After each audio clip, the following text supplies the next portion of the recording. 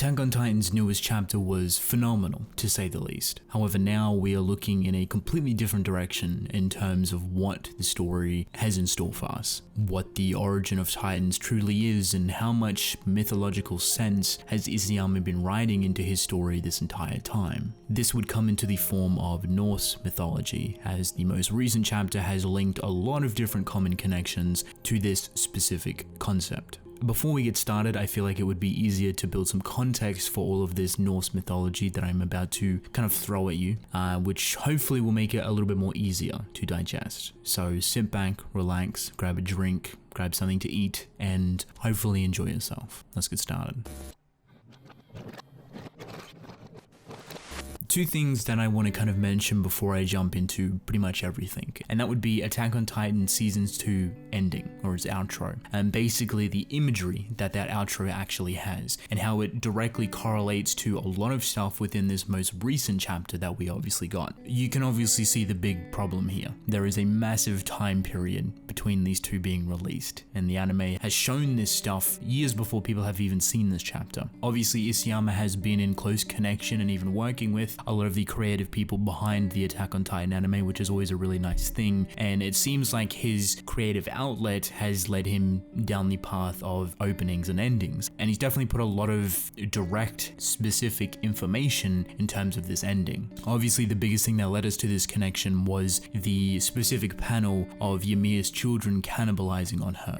This was actually shown to us in this ending, and considering it is extremely accurate, what else from this ending can we take? There's a bit of a pattern within this ending, a bit of a flow, if you will, and it would come in the form of progression, meaning that there is kind of like a starting point for the ending and an ending point. It's not just random bits and pieces scattered throughout the entire segment, it's more so very deliberately placed, and it's more so in terms with the rumbling, the amount of titans that you see within the ending, and what comes after. Funny enough, some of the imagery within this ending actually connects pretty heavily to Norse mythology indirectly. The context for this, however, comes from the most recent chapter in giving us actually a specific timeline. Finding out about Ymir and her past has been a rather heart-wrenching thing. One thing that it done for us is actually give us a time period to work with and where we actually are within the world. Both the Eldian people and the Malian people would be displayed as Germanic, Nordic, whatever you want to call it, and Roman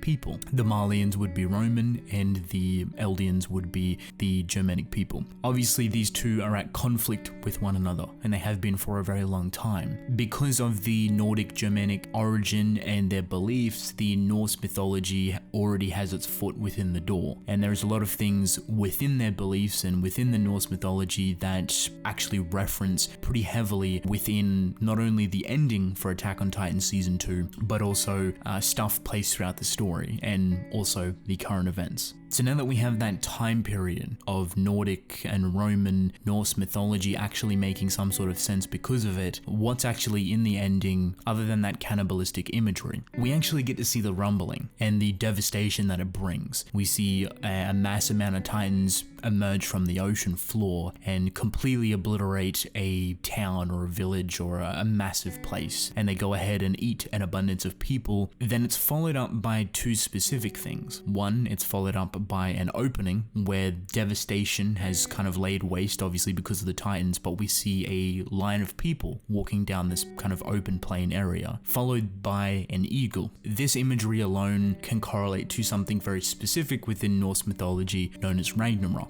And it's something that I will mention when I talk about the Norse mythology, but more specifically the Titan emerging from the water and actually kind of parting the water, if that makes any sense, to reveal new land, new fertile land, and these people walking from what I consider paradise to Mali, and then the eagle, which actually has another reference to Ragnarok, or at least Norse mythology, and Yggdrasil specifically, as there is an eagle that sits upon the world tree. Obviously that's a lot to take in, but it helps kind of build a little bit of a foundation for what I'm about to talk about in the essence of Norse mythology, as there's a bit of information here and how it rather correlates with everything.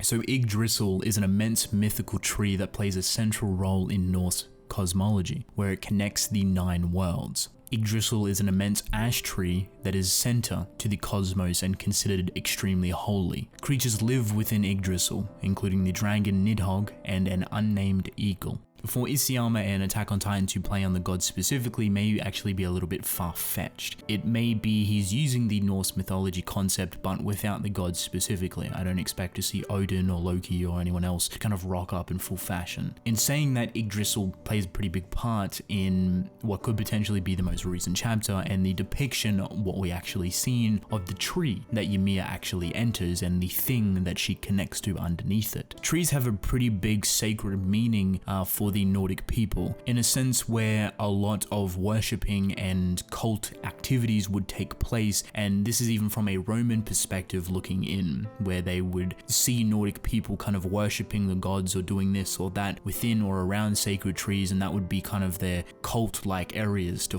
perform in, instead of temples or any other places. So the trees play a pretty big resemblance on that part, and seeing Ymir specifically enter this tree, which is definitely above and beyond than any other tree that has been shown. It's very uniquely kind of structured in a sense where I think people have specifically pointed out what seemingly looks like two figures actually holding up the tree on either side. It may be a little bit hard to see, but if you manage to come across the panel, I kind of wish I could show it, you may be able to see it for yourself. Kind of imagine two Titan shifters with their arms extending above their head holding up the tree specifically. What is important about Yggdrasil is not only its kind of holy nature and how it's connected to the cosmos, which could easily be a direct reference to the past and the coordinate and how this place that Ymir is in is completely above time, but the creatures that actually live within it, or should I say underneath it. More specifically, I don't want to talk about the eagle because that is something that I've already mentioned. The one that I want to focus on is Nidhogg, which is a dragon-like serpent that actually resides underneath Yggdrasil and feeds off it. The eagle, on the other hand, is something more so of a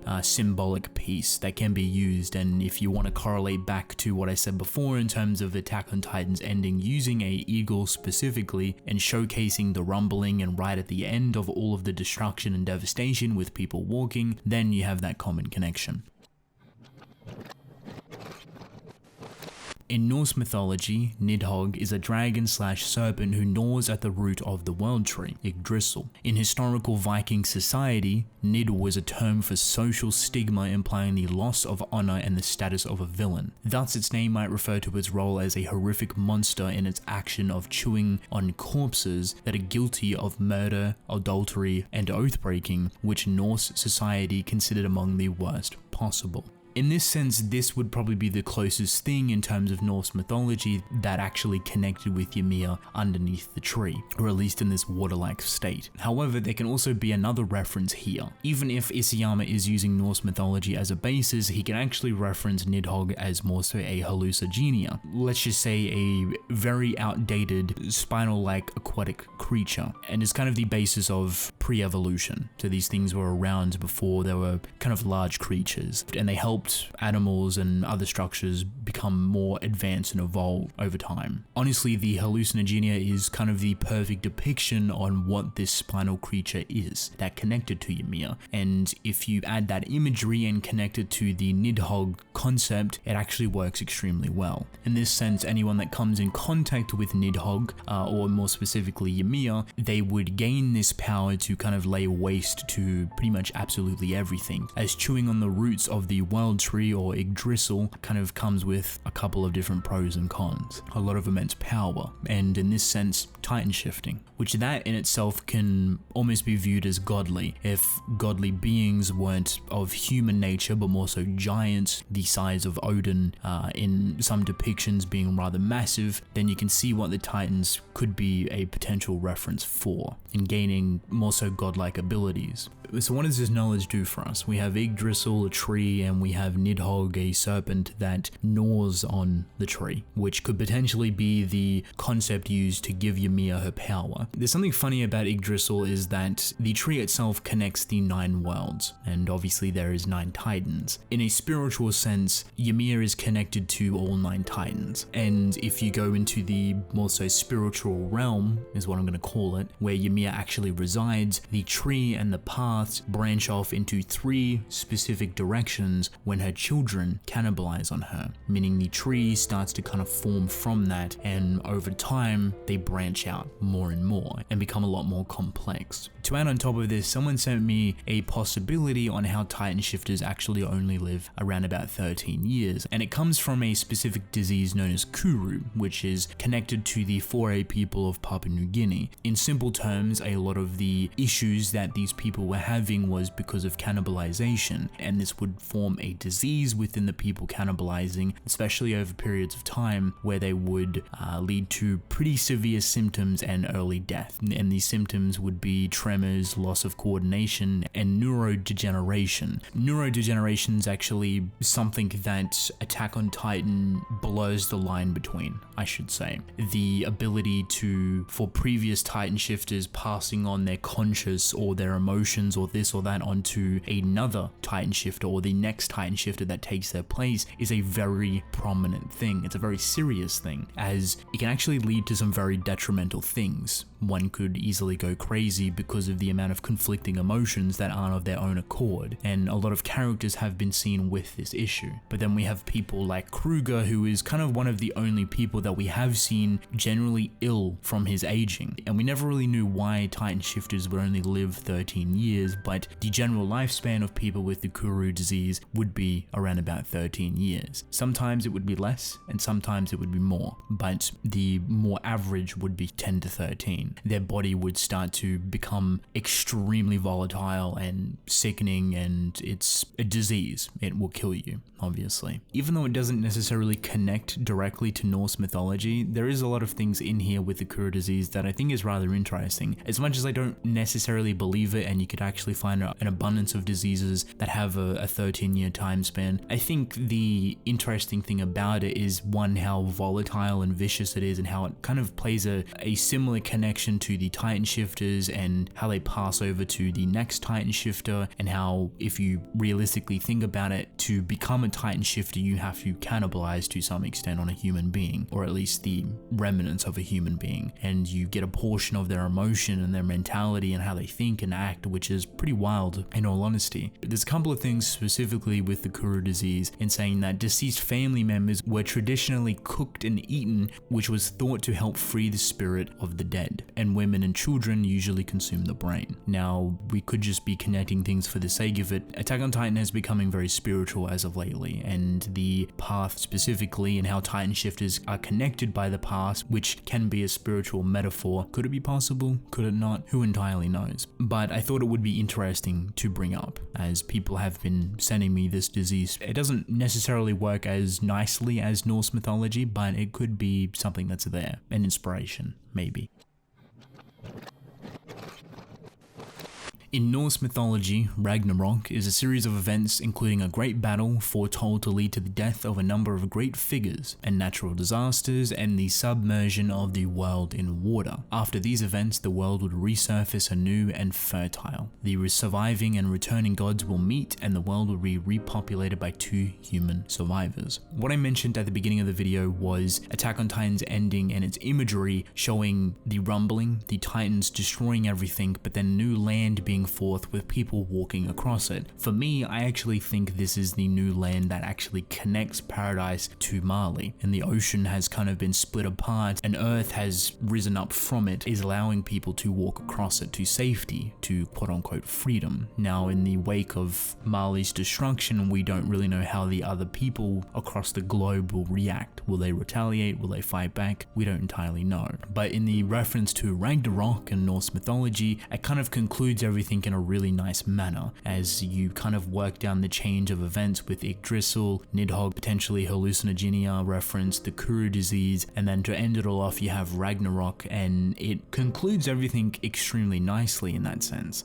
The words, "the world will resurface anew and fertile," can hold a lot of weight for Attack on Titan, giving birth to freedom, giving birth to a new age, potentially getting rid of Titans, potentially getting rid of a lot of different things, a lot of wrongs within the world, a lot of hatred, a lot of this and that, but obviously it comes at a massive cost, and Ragnarok is that cost. I think this directly leads into a lot of questions surrounding Aaron's fate, if he's going to die at the end of the story, if he's going to be that martyr, that sacrifice to free his people and kind of cause this destruction and potentially get rid of Titans completely. We've learned a lot about Titans, how truly strong the original founding Titan ability is, and it seems like Eren has gained that ability from Ymir, which in context of the most recent chapter would make a lot of sense, as freeing Ymir completely, not just from her trance of being controlled by royal blood, but more so the controlling of this ability and being free from absolutely everything. It would make sense for her to transfer everything to Eren. After she activated the rumbling, after she'd done everything she could with the amount of hatred that she had, everything that she's been through, it would make sense for Eren to take that suffering away from her. He's always been that type of character to do so. Funny enough, in the back of his head, he's meant well by his friends, and he really feels strongly about freedom, so to kind of manipulate Ymir, or Ymir not giving it to him, would kind of seem very out of place.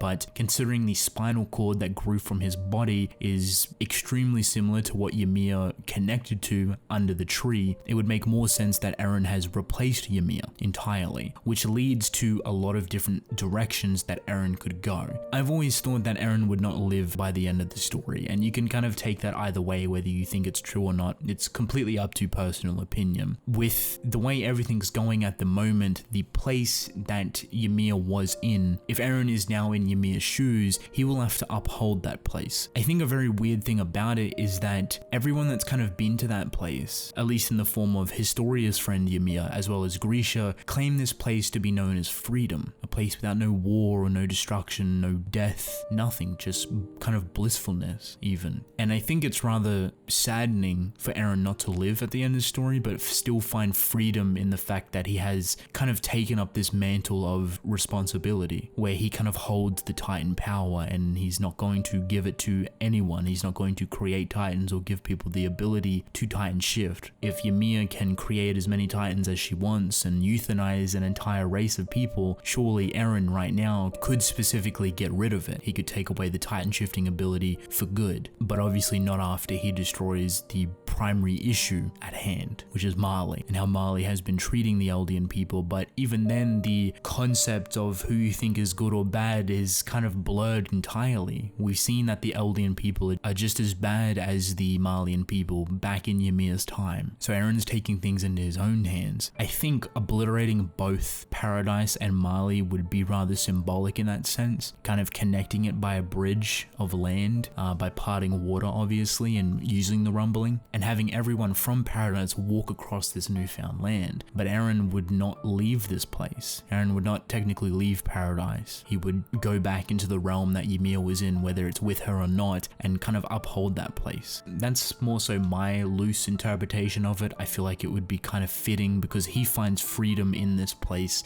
knowing that his people are free, his friends are free, he himself is free. He's not a slave to royal blood in this place. He's not like Ymir. He holds an immense amount of power, and this place is considered to be freedom to begin with. His father could potentially be in there. Depends how you look at it on a spiritual level. There's definitely a lot of different outcomes for it, that's for sure. Eren could well and truly live by the end of the story, but I think a lot of things mentioned within this video work really well with what the recent chapter has given to us, and potentially what Attack on Titan could be using as its foundation for quite a bit of time now. Norse mythology has been used a lot, obviously, in stories, but for Attack on Titan to use it and no one know about it until so many years later is actually a pretty incredible thing. He's hidden it extremely well if this is the case, and I think a lot of people are kind of on the same mindset right now. Is this Norse mythology? Is this tree Yggdrasil? Is this ability Nidhogg and a reference to hallucinogenia? Is there going to be Ragnarok? I think at this point only time will really tell as we get closer and closer to everything. Considering the rumbling has kicked off, destruction is going to begin, and I think everyone's very excited to see how everything comes to a conclusion.